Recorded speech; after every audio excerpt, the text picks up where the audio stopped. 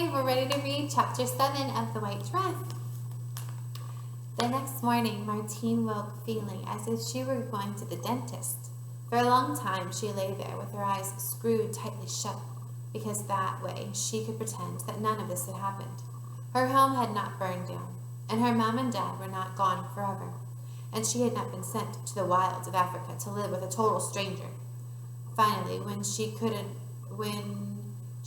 avoid it no longer, she opened her eyes. A vast sky of the most incredible blue filled her vision. The clock on the bedside table said 6:05 a.m. Right on cue, an orange-breasted bird fluttered onto the thatch beam outside her window and began singing a song of pure happiness. Tittery, tittery. Propping herself up on one elbow, Martine gazed out over the game reserve. The water hole was draped with early morning mist and streaked with gold from the sun. A dozen or so elephants were splashing around in it, wallowing in the mud and spraying each other with their trunks. Zebras were gazing nearby.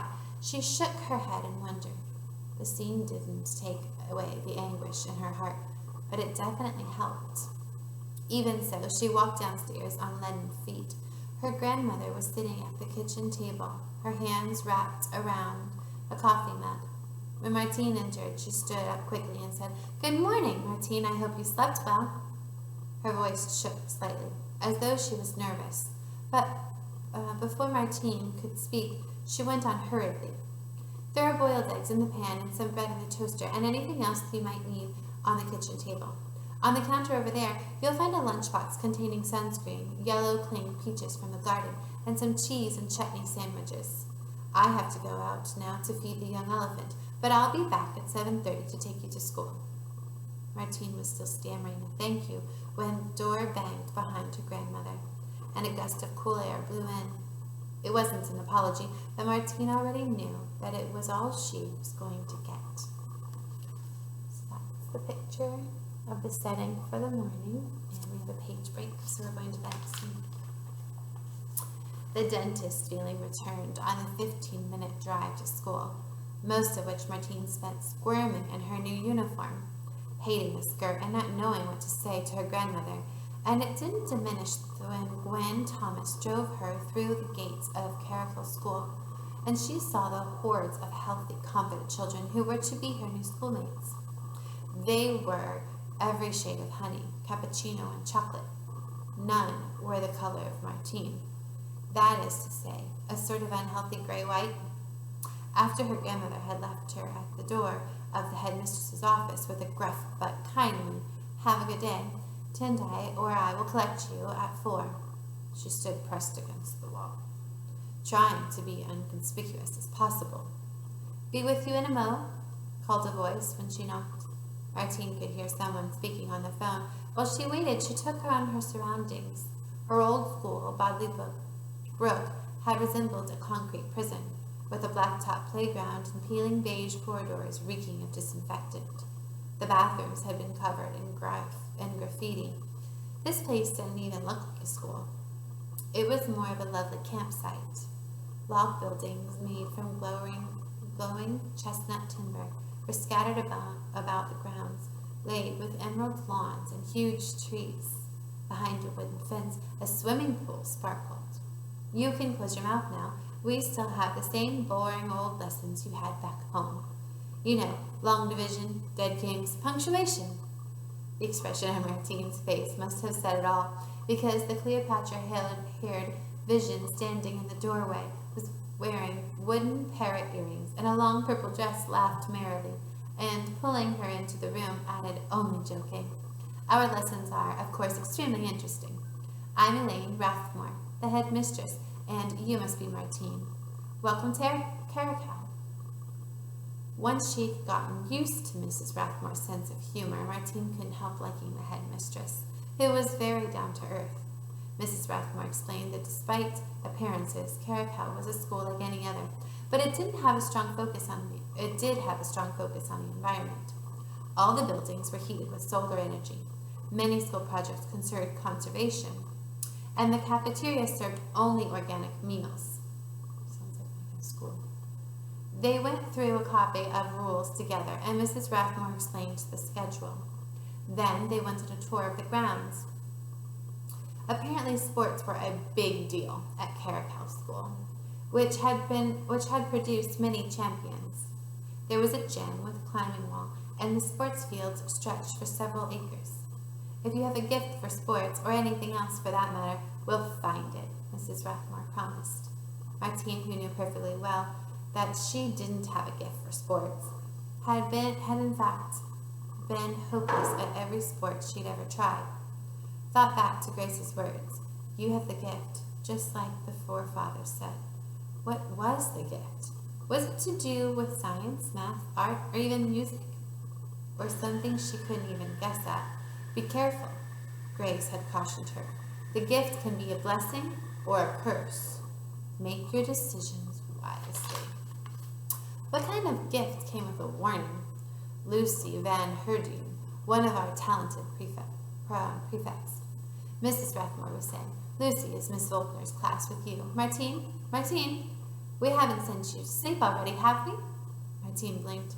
An elegant blonde girl was standing in front of her, holding out her hand. Martine shook it and was surprised to find that it was ice cold. Judging by Lucy's caramel tan, she spent every spare hour surfing or sunning herself on the beach. After asking Lucy to take Martine under her wing, show her the ropes, and give her a very special Caracal school welcome, Mrs. Rathmore went on her way in a billowing cloud of purple, leaving Martine with a glamorous new classmate. "Sheesh, but you're white," Lucy commented as soon as the headmistress was out of earshot. "Where are you from? Iceland?" "England," mumbled Martine. If she was awkward and self-conscious to begin with, now she felt a million times worse. Lucy giggled. "I'm kidding," she said, giving Martine a friendly punch that almost knocked her over. "Come on, we're late for Miss Faulkner's class, but at break I'll introduce you to the rest of the gang." At lunchtime, Martine discovered that the gang to which Lucy had referred was the 5-Star Gang, a group of the most popular kids in the school. Along with Lucy, there was her twin brother, Luke, also blonde, good-looking, with caramel skin. Scott Henderson, who was driven to school each morning in a red Lamborghini, the school rugby captain, Pierre Booker, and a black boy named Hossa, which, if you were English and couldn't make the clicking noise the Africans made, was pronounced Corza. Washington, who was the son of the local mayor. They all had the latest haircuts and a way of wearing their uniforms that made them seem like designer clothes. Most kids idolized them, and over the coming weeks, Martine noticed that even the teachers seemed to give them special treatment. During break, Lucy introduced Martine to the 5-Star boys and several other children. On the whole, they seemed a friendly bunch, and a couple of them went out of their way to make her feel included. Martine sat in the sunshine, eating her cheese and chutney sandwiches, smiling and nodding, and wondering how it was possible to be in such a pretty place, surrounded by laughing children, and still feel like the loneliest, most miserable girl on earth. All the old feelings that she'd had at the Bodley Brook came flooding back. It was not just that she felt shy and clumsy. She didn't fit in at all. None of the things they talked about, surfing, hair gel, music, interested her. But what did interest her? Martine didn't know. Reading, she supposed, and the white giraffe. She was very, very interested in the white giraffe. It was while she was thinking about this that she noticed a small figure sitting alone under a tree in the distance. "Oh, him," Lucy said with a distaste when Martine asked what the child was doing there. Her nose wrinkled. "He's either deaf, stupid, or a nutcase. We can't work out which." Over the next few days, Martine learned that the boy's name was Ben, and that he was a mixed race, with Zulu father and an Indian mother, a dancer from Washan, so the story went. Martine was small for her age, but he was as thin as she was, and not much taller. If you looked at Ben closely, you could see that he was far from weak. His brown arms and legs were strong and wiry. But most children didn't take enough interest in Ben to find that out. He was an outcast. Hardly anyone ever spoke to him. This was partly because in 3 years he'd been at the school, Ben had never uttered a syllable. The teachers had long since accepted that he was mute, mainly because he answered their questions on bits of paper and was consistently top of the class.